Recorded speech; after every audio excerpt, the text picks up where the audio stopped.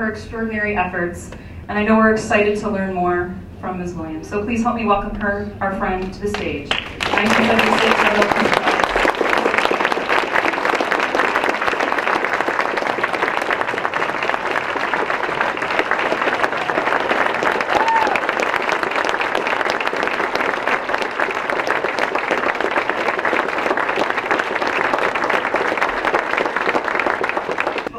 Let me ask you to do something. Would you all stand up, please? Would you all give each other a hug?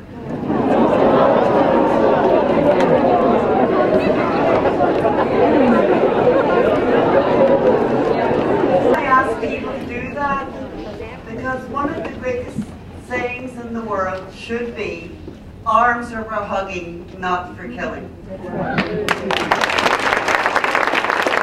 You know, but in case you think you're going to get an academic, intellectual lecture, you're in the wrong hall. Because I don't give them. I have had to sit through so many academic, intellectual lectures, I decided I would never perpetrate that act of violence. Whatever our color, whatever our creed, whatever country we come from, we're all human beings. So number one security in the world should be human security. We spend billions of dollars every year in our world creating better and bigger ways to destroy humanity. Now, we think that we're very intelligent human beings. What right have we got to create scientists who create ways to kill us? We, as the human race, are going to have to think differently, turn our thoughts back, and the science of killing has got to be addressed.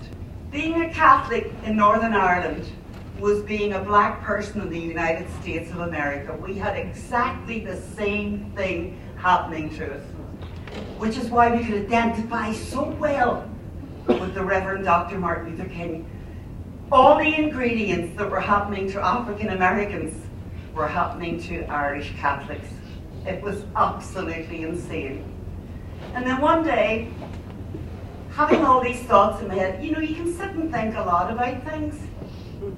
All of us can sit and think about things, but until you take an action, I mean, tears are wasted sentiment unless you take an action.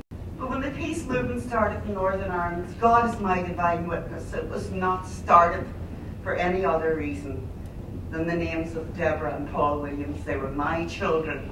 And I'd witnessed children die on Belfast Street, and I didn't want that to happen to mine. So I took a stand. And I remember the night I took it, I remember there's about 4 hours of my life that are missing, and I've never been able to remember those 4 hours. And those were the hours from witnessing the death of the Maguire children. My daughter remembers more about it than I do because she was with me in the car. She was only little. And I remember going home. I remember my sister coming in and making me a cup of tea. And the rest is sort of very vague.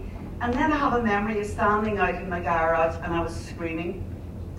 A psychiatrist told me later that that was my way of getting myself out of shock. Probably would have cost me a fortune to get out of it any other way. But I had no concept of what was about to happen, not even a clue. The morning of the rally, I'm standing there, Marie joined me, and then Mar Francis was there with her 5 children. Of course, I was there with mine, and a few other women with theirs. And I remember doing a head count 30, and then the buses rolled in. And from this side, the Catholics came with their buses, and from that side, the Protestants came with their buses. And the women spilled out of those buses, and they never even spoke to one another. They ran into each other's arms. It was the most incredible. Peace work is dedication, hard work, and courage. And they'll tell you 24/7, oh, you're some kind of idealistic fool. Guess what? So was Dr. Martin Luther King. So was Lech Walesa.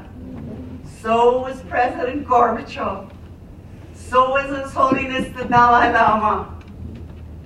That's a company I want to be in.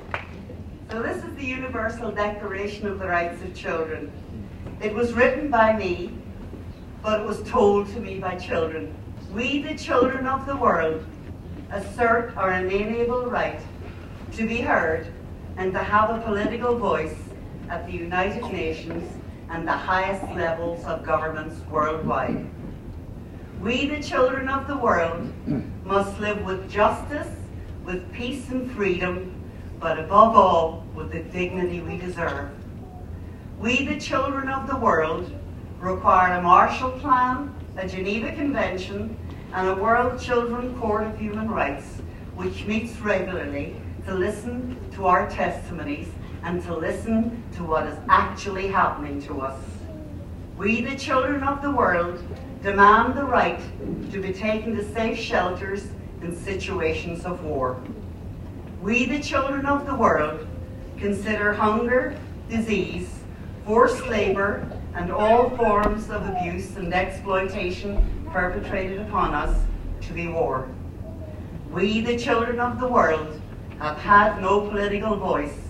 We demand such a voice. We, the children of the world, will develop our own leadership and set an example that will show governments how to live in peace and with freedom. And lastly, we, the children of the world, serve notice on our abusers and exploiters, whoever they may be, that from this day hence, we will begin the process of holding you responsible for our suffering. Thank you.